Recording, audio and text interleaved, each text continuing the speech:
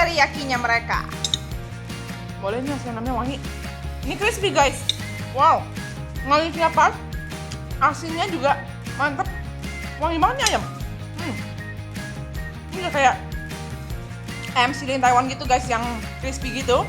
Terus luarannya tuh kayak berbalur saus teriyaki, enaknya.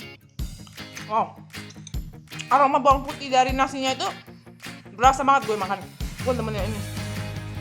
Sambalnya kayak sambal makmi guys. Jadi kalau lu kurang pedas, kalau lu pengen makan pedas, lu boleh tuang itu sambal.